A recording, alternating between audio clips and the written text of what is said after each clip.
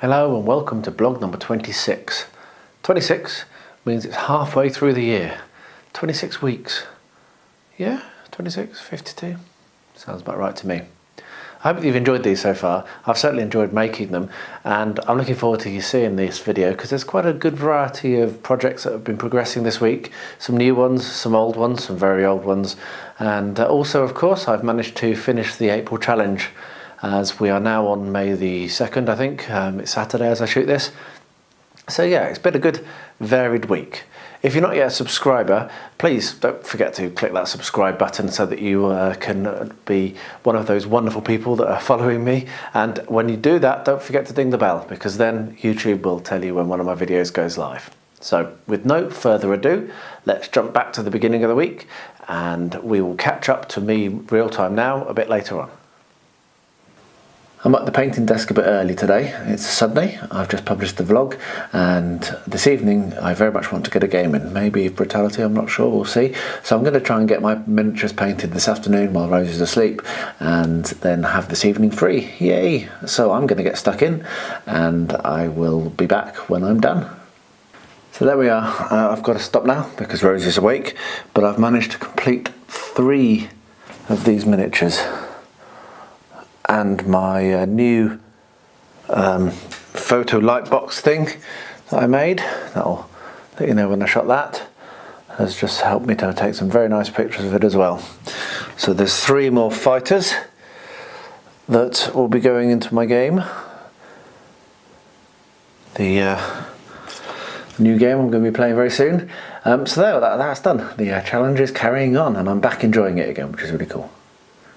So I have a new project because clearly I don't have enough going on. This is for the Epic Kickstarter, the first one I ever backed that took a lot of my money. I don't want to think about how much of my money. And I love playing but never get to the table. And one of the reasons for that is the setup time is just kind of, it's a long time. You have to pull out a lot of table tiles like these, which is what this idea is all about. And then you have to get lots of miniatures and lots of cards and lots of this and lots of that and lots of this and the other. And so it just doesn't get on the table, which is a huge shame because I bought it because I love it and it's fun to play, and it would be good to get it to the table more. So I am not the originator of this idea. I need to make that very clear. Like a Discord channel, which I'm a moderator of for Joan of Arc, for Mythic Games, actually, for the company which creates this game. There's a user on there called Hecaton1. And last week, the week before last, something like that, he shared some amazing terrain, absolutely amazing terrain. And what I'm going to do is I'm going to flick the pictures that he shared up on the screen now.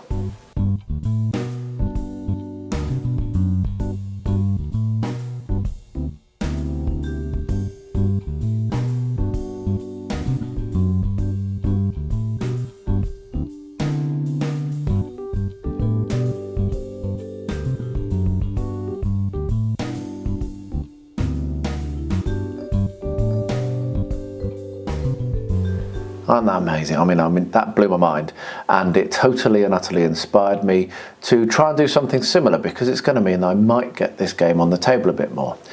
So what I'm going to do is I'm going to go through each of the scenarios, and there are quite a few, each of the scenarios, and I'm going to do a series of videos which is going to be building terrain for each scenario. Now I have some rules or some limitations that I want to apply to myself. I am going to attempt to keep each board no more than 1 inch, 2 inches thick at its highest point. So it's going to be very, very thin, and this is going to enable me to store them much more easily than if they were massively 3D. And also will just mean that they're a little lighter and easier to move around. I'm also going to look at making the tiles slightly larger. So you'll be looking at these in detail in a second when I point the camera down. This is one of the hexes for Joan of Arc, and this is one of the hexes for the scenario, which I'm going to be doing first, which is called the Hanged Wolf's Cross, which is my favourite scenario, which is why I'm doing it. And they're good size, they're not terrible size. They are about 8 centimeters per side, about 8 centimeters per side.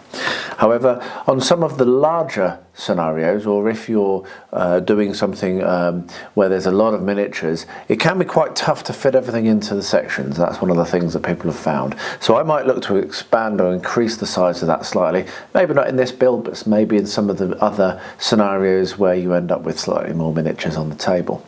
And that's about it. I'm just going to give it a go. It came with a lot of terrain, and this will also encourage me to paint some of that up. So houses and trees and bushes and stakes and all sorts of stuff.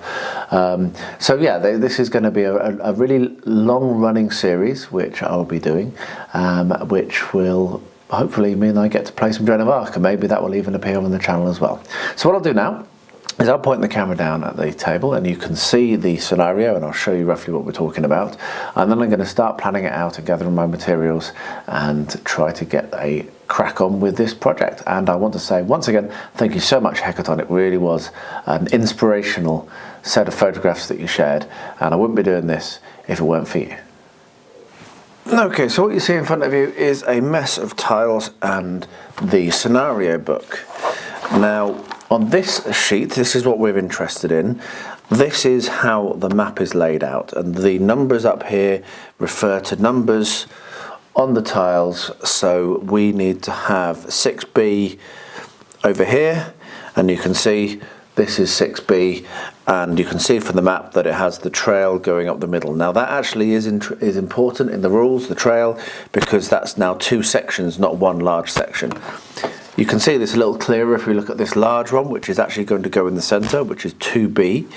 And this is one section, this is a section, and this is a section, and then this is and this is. So you can see that there are differing sizes, even though the hexes are the same size, they've got different occupation rules. And if we go to this one, it's got 3 per hex. So that's going to be useful and going to be informative. Each of the different types that you see, all the pictures, each of the different types of terrain are different terrain, and so that actually makes a difference to whether you can shoot and how far you can move and what have you. So I'm going to need to model all that in. So if we look at this, you can see that this is going to be 1, 2, 3, 4.5 by 1, 2, 3, 4.5. So it's basically going to be 50 centimetres square-ish, something like that, I think. My maths is good. Maybe more than that, maybe 60 centimetres square. So not huge, but big enough. And that is the layout that we're going to be ending up with. Now, what I'm going to do for each table, as I say, is build it for the scenario. So for the Hanged Wolf's Cross only. So it's going to be one piece, and it's going to be no more than 2 inches high, hopefully less than 2 inches, but absolute maximum. On this one it won't, but some of them have mountains, so the absolute maximum will be 2 inches. So I'm probably going to go with plywood as a base, and I'm then going to probably put put XPS, carve that in, and then I'll be using different flocks and different texturing techniques to do like the cobblestones, or you can see here, or you've got forests. I'll have some forest base put down there from Luke probably, and where there's supposed to be buildings, there are building bases which have come. So what I'll be doing is I will actually make it so that there is a little indentation so you can sit the base in and sit the building in as well, because the building also comes as part of the kit. So that's the introduction. That's what I'm going to try and do. I will be gathering, as I said, materials, and I will invite you along for this project as I get it done.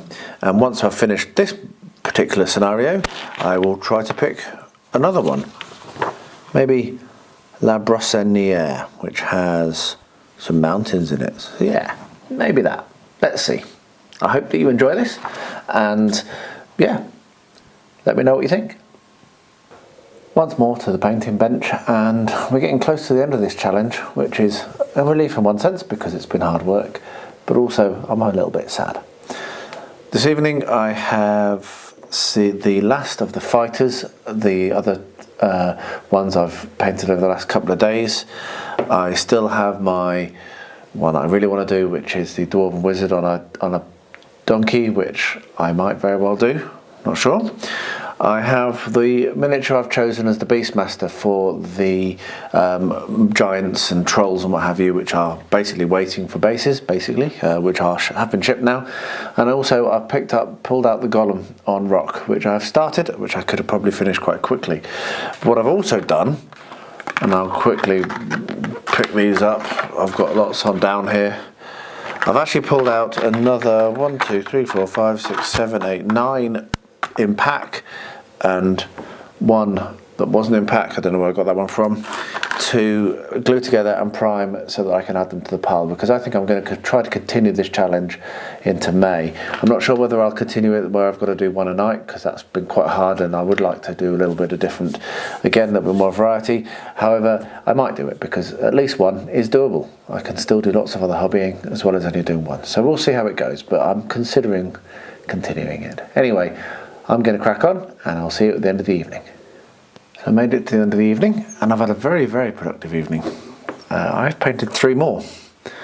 So we've got the fighter, who is the chieftain of the fighters, I think, the leader. We have the Beastmaster. I'm particularly pleased with, very simple paint job, but the sculpts are just so superb. It's come out beautifully. And last but not least, we have the Dwarven Wizard on pony. Isn't he cool? So yeah, very, very pleased. I've also assembled and glued all of the other miniatures to their bases, which I'll prime in the morning probably. And yeah, the only one I didn't touch is poor old Gollum, who only has a very light flesh wash on him at the moment, which is what he started off as. Anyway, there we are. I'm very pleased. 3 more done. 4 more days to go. Let's see how many I can get completed in that time. The more I've been looking at this, the more I've been disliking it, frankly, and it's going to go. I really did want to have the pipe cleaner in here for various reasons. One of which is that Andrew actually bought that for me as a little hobbying surprise, which is a very small thing, but I really appreciated it, and I wanted that to be a part of this diorama, but it's just not working, and it's not going to work, and so I'm going to cut it out. So I'm going to get my clippers now and snip it out. And what I have is this, which is another little root which Rosie picked up, which I'm going to glue in place. So I'm going to grab my snips, and I will be back, and I'll snip them out, and then I'll cut this and glue this in place, and then that will make me much happier, I'm sure. It's just not working for me at all.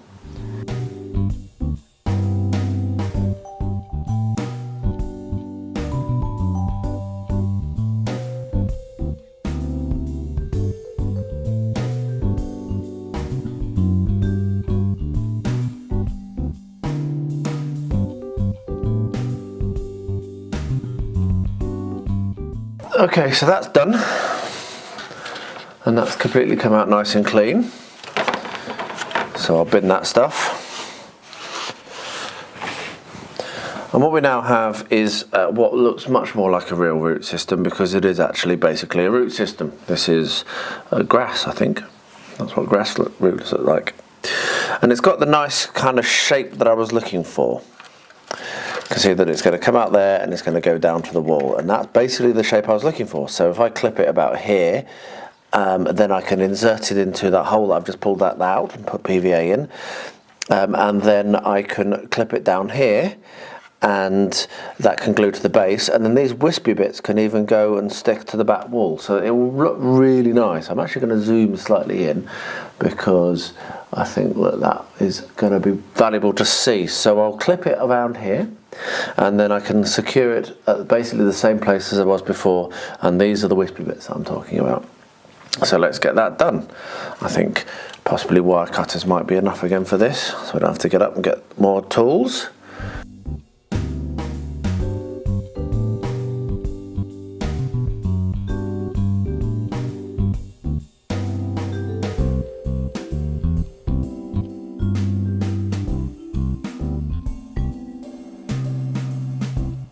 That is so much better. April 28th, and I'm back at the painting desk, and this evening, again, don't really know what I'm going to paint. I had a cracking headache all afternoon. We had a big storm come through and it really battered my head, but it blew away before it even gave me any thunder and lightning to get excited about, so all it left me was a headache, which is a bit waste of time. But I'm feeling a lot better now, so I don't know, I was going to get an early night, but I may just crack through. We'll see how it goes. I will report back at the end of the evening. Let's see what I can get done. That's been quite a successful evening. I have completed 3 miniatures. This wonderful looking dwarf wizard, just beautiful, great fun to paint, really simple. Had a lot of fun painting that. Another female dwarf with an axe, who was also just beautiful to paint. And I'm pretty happy with how Golem on Rock has come out as well. I've also started another miniature, and I've done some flesh tones on 5 more, so it's been a really successful evening, really good, and I'll try to finish as many of those other ones I've started this evening tomorrow, so that's going to be that. So yeah, it's been good, and I have got more done than I thought, and I am feeling less battered than I thought I was going to. Today's been really tiring, so I'm hoping to only do 1 miniature tonight, and I think I'm going to focus on the dude that I got the furthest yesterday evening, because then I can get a nice early night. I may put some time into some other ones while I'm waiting for certain things to dry, but yeah, it's going to be a quick one. But it will get done, so that's good. So I'll see you at the end of the evening. End of the evening, against all the odds, I've completed 2. So I've completed the one that I got closest to finished before, which is the dude with the fur on, which is good. But I've also completed one of the other female dwarves. She turned out to be quite easy to do. Let me get a little bit more light on the subject for you. Yeah, it turned out to be quite nice and easy to paint, so I just went for her. And I've also put a little bit of colour on some of the other ones. There's the barbarian dwarf, awesome. So yeah, I'm pleased with that, and now I'm going to go to bed. Today is a good day. I have just finished putting the Luke's APS modelling compound over every surface that I want to put it over on this, which is a huge relief. So I'll let that dry, and then I'll be putting paint on, and it'll be coming close to finishing, which is also a huge relief because this has been going on for many months. So yes, Balin's tomb is clad. Next up, painting. So here we are. I've set out the tiles as they are, and I've been lucky enough, very huge thanks to Erwan from Mythic Games, who has sent me the future layout of this with a couple more trees on it basically than is in the book, but that's cool. So the actual tile numbers and the way that the tile terrain is the same, just need to leave a bit more space for some more trees when I'm doing the bases. So really thank you hugely there, Erwan. That's awesome, and Mythic have always been very supportive of the community, one of the reasons why we like them so much. So I've cleared off my bench here, and what I'm going to do is I'm going to work on this desk. So I've got the layout here which looks right, and I'm going to push that to one side, and I'm going to work next to it in foam and draw out what I'm going to do. I've had a bit more of a thought since the last time I shot. I'm actually not going to work to hexes at all, I don't think. I'm going to suggest hexes, I'm going to suggest the areas, but it's more going to be more of a natural map which has these elements in this arrangement and will be a little more normal and natural to play on. So for example, here we've got 3 fields which are a kind of odd shape that could turn out to be arranged a little bit differently when I come to do the actual terraining and the scenicking. Here we have a forest with a rock in the middle of it, which is going to be fun to do in less than 2-inch height, so that's going to be a nice challenge. And here we've got a bit of rough land with a trail going through it, which leads over to the town. So I'm also going to be paying attention, if I zoom a little bit in, let me just change the shot slightly. So I'm not going to be displaying too much copyrighted information at all on these videos. If you want the game, you've got to buy it, and I hope that you do want to buy the game because it's brilliant.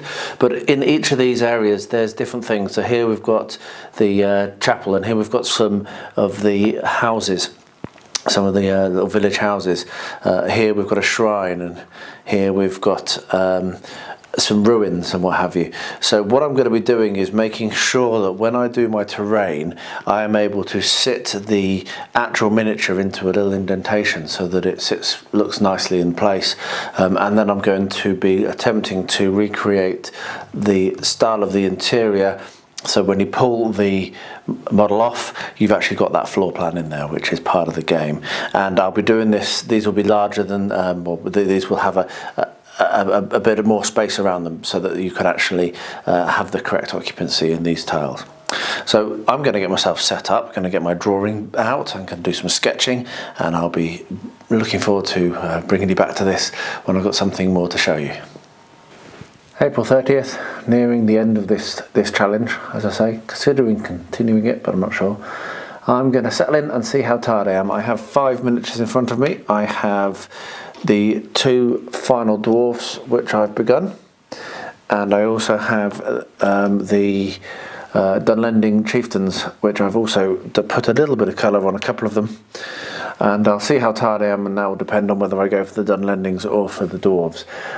So yeah, let's just get cracking. I've got a video from to watch from Tabletop CP, which I'm looking forward to. So I'm going to stick that on and let the evening take me where it will. I guess that answers how tired I was. I have completed this little fella. That's one. This lady, apart from just realised I've not done a shield, which is still here, which I will mean that I'll probably have to drop her off having been completed today, never mind. But this other guy, so those are the ones from the Dunlending pack. And I also completed the other 2 final dwarves. So there we are. I might just quickly do the shield because it won't take me very long to do that. I've got very quick techniques for doing those things, so I might just do that, and then that will obviously be completed as well. So yeah, I'm just going to do that before I head to bed. I won't take me very long at all.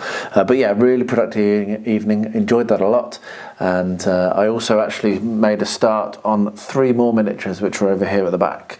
I'm trying some different techniques on the skin again, so I'm actually going to probably start writing down what I'm doing, which I've never done before because I'm not very organised like that, but I rely on my memory, and my memory is terrible, so that is a stupid thing to do. So we shall see. That may make it a bit easier for me to say this is how I did this. Yesterday I did some drawing and planning. First of all, I worked out the actual hexes, which is this bit of paper here, and so I drew the hexes up and I wrote on them what the terrain types were, because each, as I say, each hex, that's a different terrain type.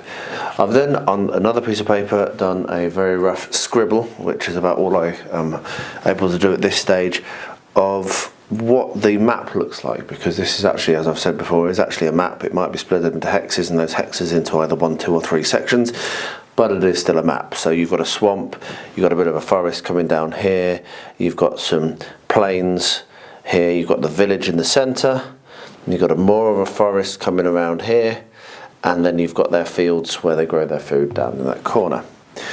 Now, because this is the first time I'm trying to do this, I'm trying to work out my habits. I've not done it before, and that's going to make this a little bit of an exploratory process, which is good because I enjoy that.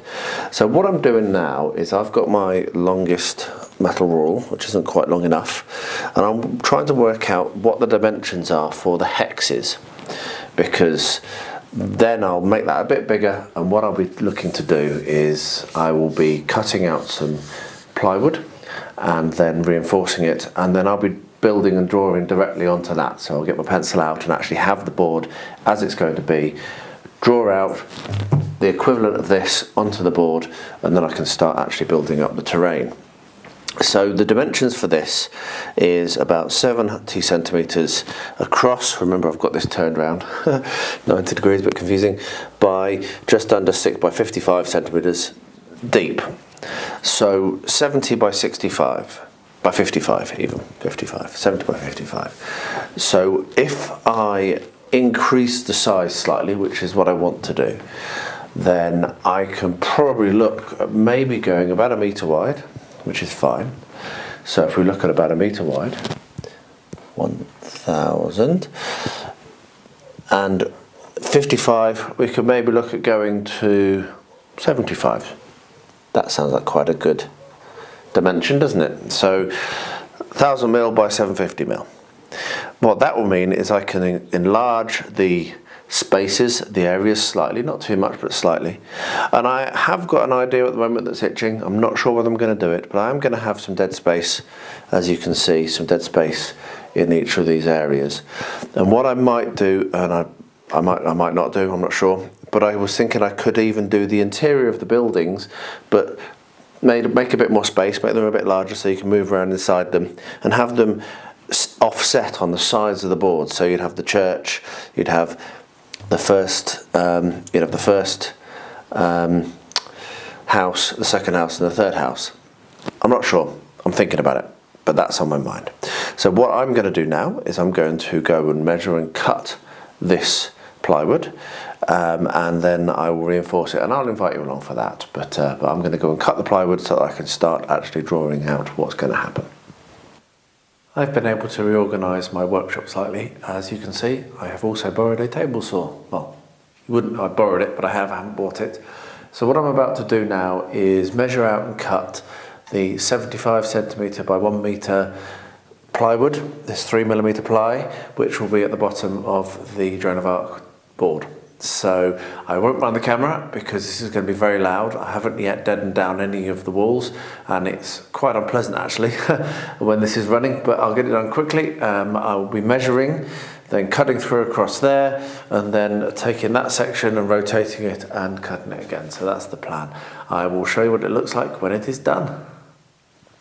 Well, that, as per usual, was a lot more difficult than I thought it was going to be. However, I now have my board, which is very close to 1 metre by 75cm.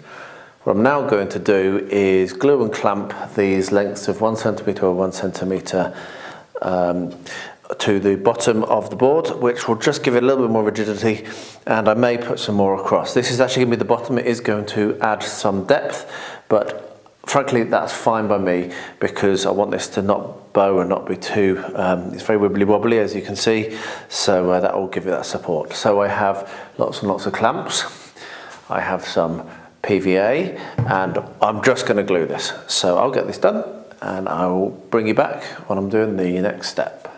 Oh, just to say actually, I'm going to do the 3 sides first.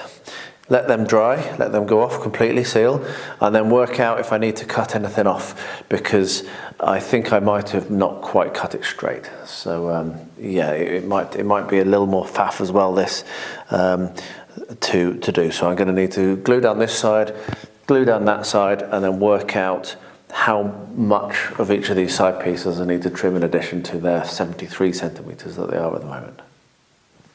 There we are, that's all glued now. I'll leave that to set up for a bit and then I'll decide whether I'm going to put any cross pieces on. But I think that should be okay. I might need one down the middle, but I'll do that after it's all set because then I'll need to weight it. So yeah, good. I'm pleased with that. I think that's going to work very well.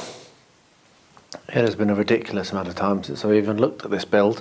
However, I'm back and I'm going to try and get it done this month because it is for a challenge that supposedly was running for 2 months, and I did a little bit and then did nothing. So I'm going to try and get it done. So where I left it was this was looking really good. However, the inner isn't affixed to the outer because I'm an idiot. However, it's not going to fall off or anything, but it is going to shift, and that's not really ideal. So what I'm going to do today is I'm just going to use some gator glue, and I'm going to drop it down inside and then clamp it top and bottom, and then let that go off for a couple of hours, and then that will be secure, and then I can start working on the rest of it, which is going to be the balcony and dressing it and painting it, what have you. I have had more ideas. My cogs etc have arrived, and I do have some of the miniatures that I want to use to populate the outside of it. Not all of them yet, I'm still waiting for some, which is one of the reasons why I've held off a bit, because I have been waiting for things. But the cogs did arrive this week, just past, so it's time to get stuck in again. So here goes. I'm just going to put the use the gator glue and clamp it, and then that'll be I'll be back to this hopefully very soon, not as long as the pause has been so far. So what we'll do is we'll drop some in. I previously did a little bit of an experiment to work out exactly where I wanted to clamp it. And this is not going to be ideal, unfortunately, because I should have done this before. I should have put the gator glue on here before actually securing the cardboard around the edge. So this is a bit of a mistake, but fortunately I think I'm going to be able to recover it. So drop a little bit of gator glue on each side, And then what we do is get the big clamps and clamp there. And we'll get another big clamp and clamp there. Turn that around slightly so I can get lower down. There we are. And that now should secure that top bit. And what I'll do, I'll leave it like that and see if that's sufficient. I'll leave it on its side so it doesn't all drip right down out. And then if that is sufficient, then great. And if not, then I can come along, put some more in on the bottom and clamp it there. But that should be fine. So there we are. We're back on with the crown port build. Yay! And so it begins, the great painting task. What I've decided to do is I'm going to paint the whole thing in dark grey first of all. And then I'll come along and I'll dry brush it or highlight or do whatever I need to do. The only thing I'm going to leave not dark grey is going to be the actual tomb, which is going to be painted white, as it should be. So I have a big brush, I have a pot of water, and I have a big pot of paint. And we're just going to crack on. I don't know how much of this I will record, but some of it at least. I'll put some music on and you can watch this turn grey.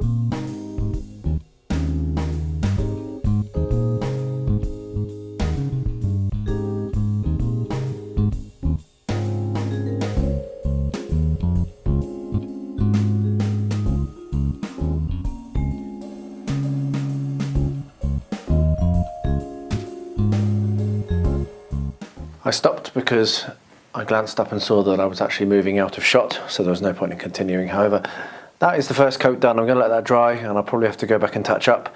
I managed to get it all done quite quickly, didn't take all that long, which is good because I need to get on with other things now, and it's just so nice to see this progress again. So yeah, I will do another coat and I'll bring you back in for the next step. We're not far off on this now actually, which is really cool. The board is made and is successful. I think I am going to put at least one more piece across the middle, or I might put two more there to split it into four, because if you see it is dipping a bit and that's not really ideal, so I'll probably put another piece across here, at least one if not two, but that's something I can do very quickly and easily, so I'll get that done. What I've also done this evening is gather together everything that I need for the scenario. So we have the church, we have a couple of smaller cottages and a larger cottage. I think that's what I need. We have the ruins, and we have the shrine. We have 9 trees here and 3 bushes. And then here we have the actual pieces that you play with. So you've got 6 wolves, you've got a mounted hero, you've got a werewolf, you've got some villagers, you've got some other kind of troopy type things, you've got a priest. And yeah, so that's what we need it to put onto the board. Those are the things that are going to need to be positioned on the board when it's being used. So as I've said, my idea is that, for example, for the trees, you can see that it has a circular base. What I will be doing is that will sit somewhere on the table, and there will be a slight indentation where the tree can go. And in the same way for the bushes, then for the church, I will have an indentation where it can sit in very slightly, maybe a millimetre or 2 only. It won't be particularly clean as such. I'm not going to go to the extent of digging in and out these little indentations for the wood, but it will be able to sit in, and then it will look normal, and the same for the trees and what have you. So that's what I'm going to do. I'm probably now going to go and do the cutting and gluing of the other extra crosspiece and leave that to dry overnight. And then the next task will be for me to put the hexes onto this roughly and draw around roughly where things are going to go, and then start building up some terrain. So it's moving along nicely. I'm excited at how this is going to work. So there you are, another week gone by, another vlogged. I hope you enjoyed watching that. I certainly have had a good week. It's been good to get some new projects on the go, and also to get some of those older ones bashed back into shape and actually closer to completion. So hopefully over the next week I'll get Rosie's Hill maybe nearly done. It's not far off actually now, and certainly Barlin's Tomb is really cracking on towards completion. And now we have this awesome new Joan of Arc project, which is going to be great fun, and hopefully is going to be the start of a new series, because my plan is, if this goes well, to make the boards and the tables for, or maps is probably a better word, for other scenarios, and maybe even manage to get them all done. So we shall see. Anyway, thank you so much for watching, and as I said at the beginning, if you're not yet subscribed, please do click that subscribe button. And certainly don't forget to ding the bell, because then you'll be told whenever YouTube does give me one of my videos. When I do one of my videos, it will give you a little reminder. And last but by no means least, thank you so much for watching a Beard Clipper video, and make sure that you are staying safe, staying well, and staying healthy out there at this crazy time.